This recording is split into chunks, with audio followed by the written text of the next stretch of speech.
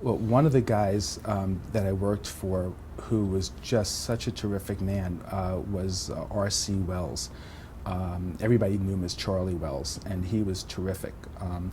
He, before I worked for him, he had a very serious career at Seagram's and eventually was president of Four Roses, a great company. And Charlie knew an awful lot about whiskey, knew an awful lot about the industry. And it was interesting. I graduated college in '79. I graduated law school in '82.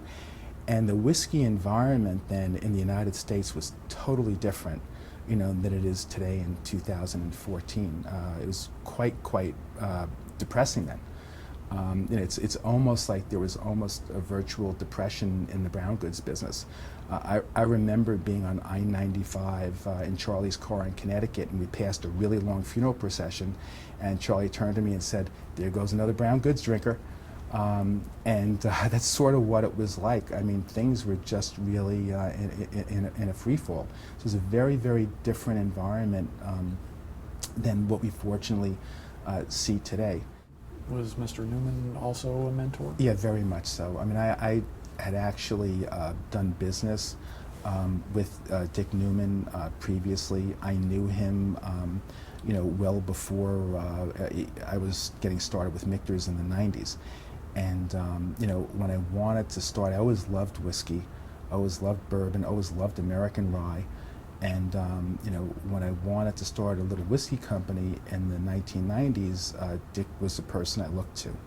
He was just a terrific guy. And as I said, I'd already learned a lot from him, just sort of growing up in the industry. And even when he was such a big shot, he was always kind to me as a young peon. He was really a smart guy. And I said, "Dick, it's really, it's not so easy to find good rye whiskey nowadays if you like a good hearty rye." Said, "Totally agree." And I said, while things are pretty bad right now in the brown goods business, I think it might change eventually.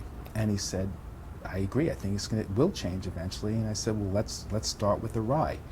And then he said, "But if you start with the rye, rye had been so beaten down as an American whiskey in those days, it was almost really even hard to find it in the stores. And there were only a few American ryes being made at that time. Dick said, you really need to do a bourbon too." And then Dick said to me, "I think you have a much better chance of success if you start with something that has some history." And the first thing I thought of was Michter's, because Michter's has tremendous history.